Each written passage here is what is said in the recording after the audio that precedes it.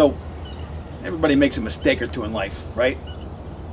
You're working on cars, those stupid mistakes usually come earlier on, not later. This is perhaps my biggest mistake, and I'm going to call it the Plastidip Disaster.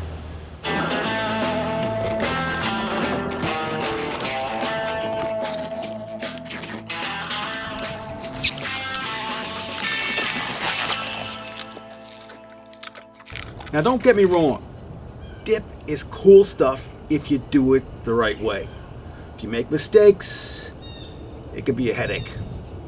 Now if you remember when this car first rolled into the driveway, it was pretty clean, nice original paint.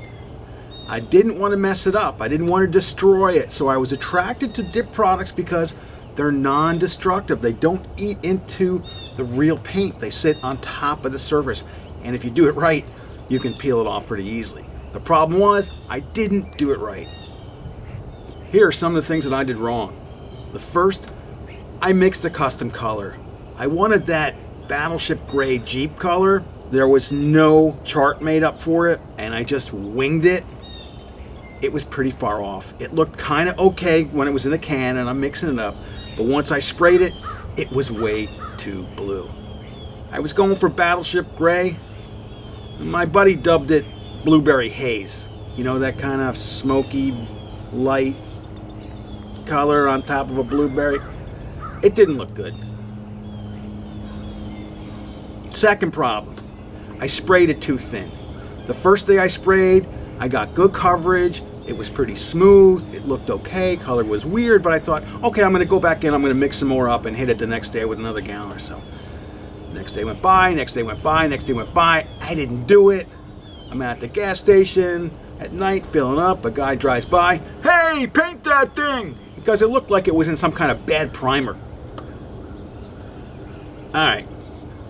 Everyone is not digging the blueberry haze. So I thought, I got to use an easy color. I got a gallon of white right out of the can. I'm just going to spray it white. It was still too thin.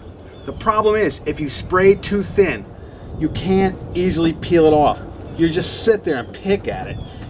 It's a pain in the neck, an absolute pain in the neck to try and get it off. You go nuts.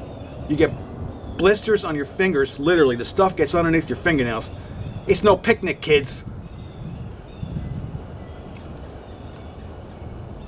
Third problem, I mixed products. You don't want to do this, or you want to avoid doing this. I mixed Eastwood's Elastiwrap with Plastidip. I started spraying this with Elastiwrap, 2 gallons of it. Where the white was thin, I got a little panic and thought, oh man, what am I going to do? Oh, I'm going to run out to the hardware store, Home Depot, and pick up some rattle can white, Plastidip. Now I got Plastidip on top of the Elastiwrap. The chemistries don't mix. You can spray over it, that's okay. But they don't mesh together, and when you go to peel it off or remove it, it's an absolute pain in the neck because they have different chemical bases. So I've been busting my hump with this for days trying to get the stuff off. You can go after it with chemicals. Elastiwrap, good old mineral spirits to take it off. It's messy, smelly, nasty stuff.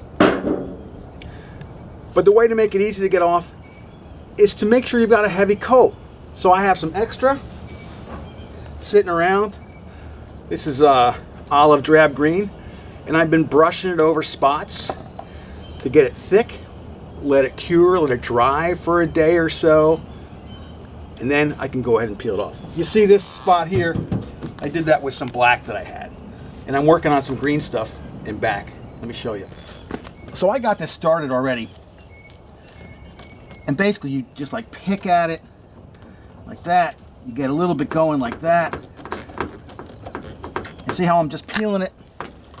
Then once you get underneath there, then you can peel off in bigger chunks. But sometimes the easier way is to just sit there and roll it. So I got a nice big spot here. Let's see if I can get underneath here.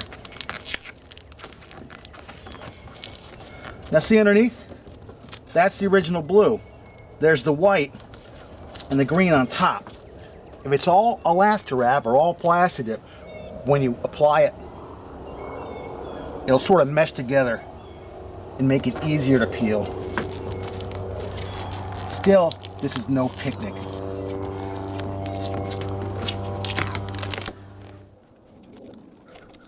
Now here's how easy it is to remove dip when you've got enough of it. If there's a nice thick coat, bam, it peels off like a dream.